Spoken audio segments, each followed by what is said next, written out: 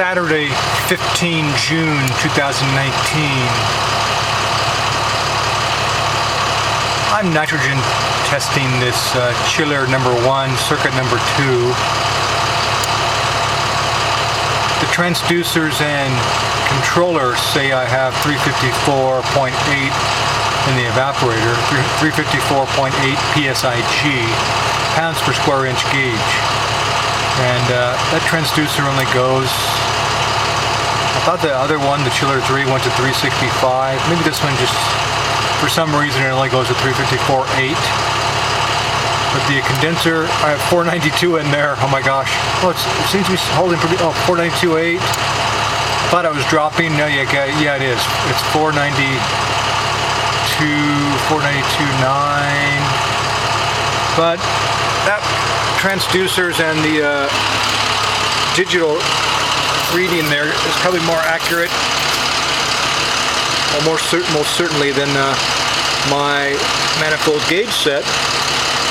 I took this manifold gauge set, I've done this before when I worked with the U.S. Merchant Marine on huge container ships, in the best union in the world for such positions, best union in the world for chief refrigeration engineers, chief electricians on huge seagoing vessels licensed by the Coast Guard.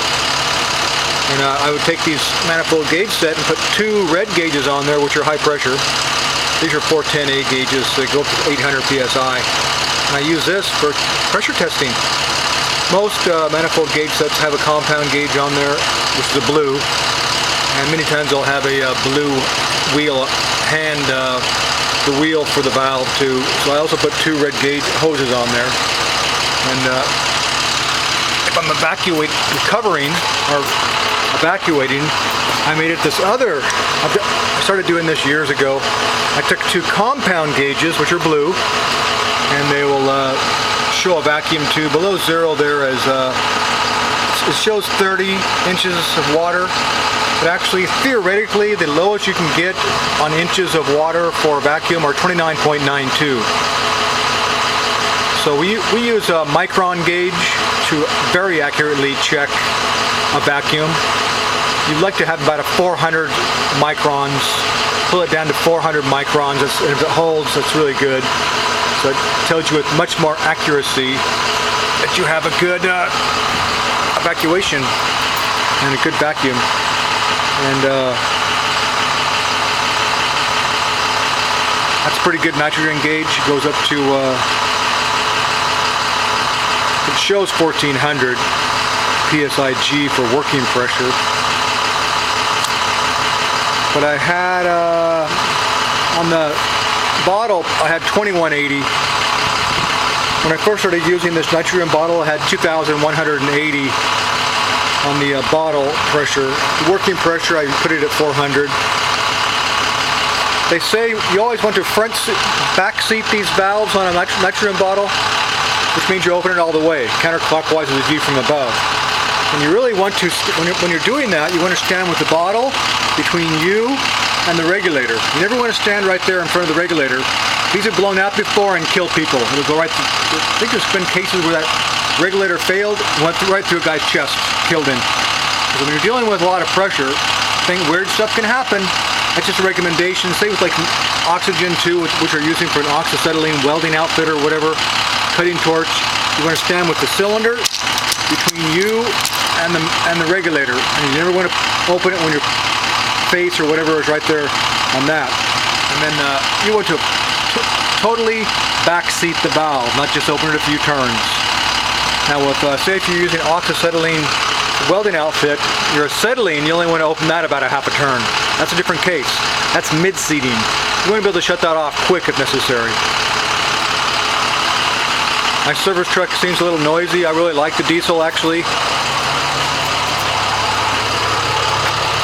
I think actually, is it 493.1?